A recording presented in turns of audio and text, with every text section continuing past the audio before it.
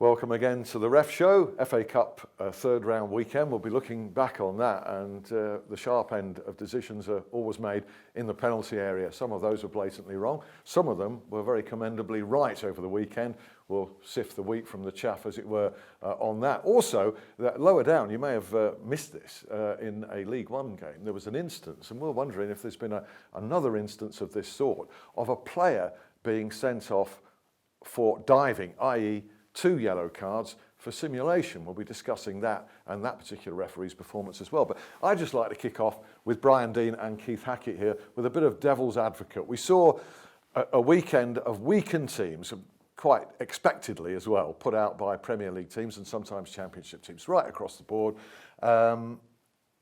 Is there a case for team referee following suit? Because, Keith, most of the select group were in action in the middle, FA Cup.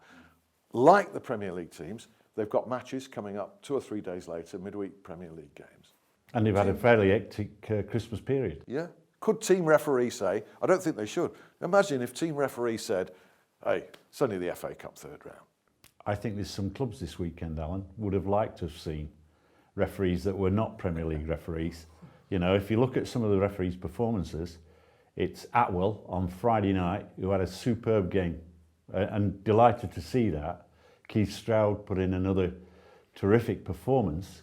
And Ian Williamson, live on television, we were able to see a referee looking at a very difficult surface at Eastleigh, where all the fans have arrived from Bolton, a lot of people travelled, didn't rush his decision, went through the process, made the correct call, and himself and his team had a terrific match. So some of the second-rate referees, as people might call them, performed well this week. This is the irony of it, isn't it? Is it a case, Brian, of a really top referee used to handling deluxe matches week in, week out? He goes to, say, Championship versus League Two or something, and he just isn't on his game for that reason. In the same way as a player isn't switched on for inferior opposition sometimes. Yeah, quite possibly, but I think it's good. I think it's good to mix it up a little bit because, you know, we're talking about giving referees different experiences as well. You know, whether it's high up or lower down the scale. So I think it's a good idea. Did you detect some complacency? I detected some complacency. I saw 1 or 2 referees that need to look at their mobility. Sadly, Craig Pawson. He's a terrific decision maker when he sees it. The sad point is, I thought, oh, well, I'm here, what am I doing here? And was way out of position when he failed to spot an absolute nailed-on penalty kick. Okay, well, we'll look at some specifics of those decisions, but I take it the motion is not carried for a team referee to field a weakened team in the early rounds of the FA Cup. No, there'd be a huge outcry if that happened, wouldn't there? But surely the game at a higher level is showing disrespect to this great competition. I know you don't agree with that, Brian. Why not? Well, for me, I look at it and I think, you know, if you have a squad, you get to you use what you've got at your disposal.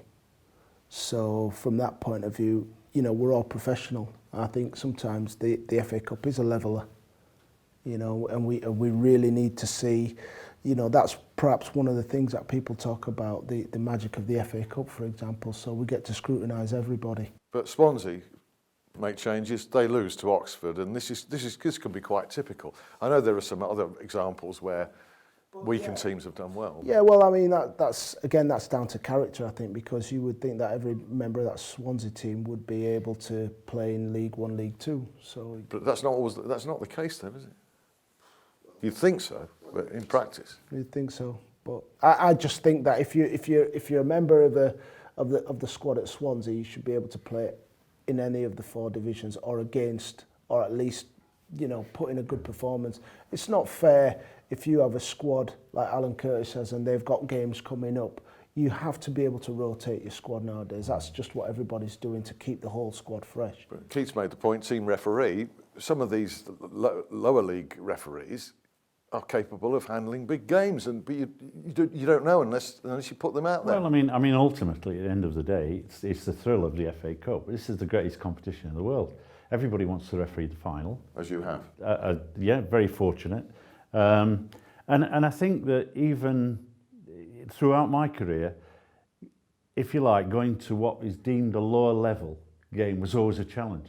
Yeah. That's why I'd referee at Arsenal or wherever, Man United, Old Trafford, and I'd return on a Sunday morning and people used to say, "You're mad. Concord Park, 26 pitches. Are you kidding?" No, I'm not. It's good grounding, isn't it? Well, I think that's where we come from, and I think that what catches these top level players out. Look, they've got fantastic skill sets. What they're not used to is a bit of the pitches, the kind of pitches that we saw. Getting closed down quickly and less space, and then suddenly having players in the face. Exeter 2, Liverpool 2, for instance, on that pitch down at St James's Park. Stuart Atwell, you praised. Let's look at one or two specifics then. Michael Oliver, this is Wycombe 1, Aston Villa 1. Some good and bad here. Robbie Savage called it harsh. This was the westward sort of flailing arm into Bloomfield for the Wycombe penalty equaliser, right on the edge of the area. But what a good split-second call. I think, first of all, the positives of Michael Oliver is that last year we were saying you're not up with play, you're not using your strength because you're a fit cookie in terms of movement. He's now applying that, and it was that application that got him in a terrific position to make a courageous judgment. I mean, we've gone on about grappling, holding, pulling, illegal use of hands and arms, however you want to use the terminology, and he saw it, and he had the courage and was absolutely nailed on penalty kick. Didn't fudge it by giving it on the edge of the area, which you see so often. But in that game, there was a tug, wasn't there, on Micah Richards, so Villa should have had a penalty. Definitely for me. And if Michael didn't see that, then where's his assistant referee? Because it's on the assistant referee's side, and he could have got the nod. And I just worry about the fact that, just a minute, are the assistant referees giving the support, or are the referees actually asking the assistant referee to give that support? Because on some occasions, the FA Cup appointments also mean a change of team between referee and assistant referee. I was just about to ask that. Just on that point, I was going to say, do they have the same team with them, or is it people that they don't necessarily know that all of a sudden they're teaming up with? Yeah, and it's a good thing when they do, isn't it? There's an interaction. Your team, or one of your teams, Sheffield United at Manchester United, agonisingly, heartbreakingly close to forcing a replay there. John Moss was a late replacement in that for Andre Mariner. When the big call came deep into stoppage time, Brian, penalty, yeah? Yeah, I think it's a penalty. I mean, you know, it's unfortunate because I think what he's done is he's slid in from a distance, but I think the winger Depay has used that as an opportunity to, you know, get some contact. I think that's what happens nowadays. If you're a player going through now, they look for something to get some contact with. Dean Hammond was slightly rash challenge, but you can understand why he was so desperate to get in there, can you not? Yeah, but I don't think there was any real danger because of where it was on the pitch. I think there you can afford to stay on your feet.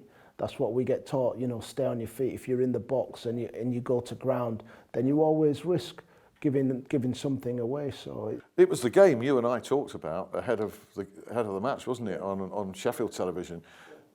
No surprise that Sheffield United so comfortably held Manchester United for so long. No, I mean, and it, like you say, we spoke about it, and in a situation like that, they have nothing to lose going into the game. All the pressure is on Manchester United, and I think from that point of view, it was always going to be comfortable for Sheffield.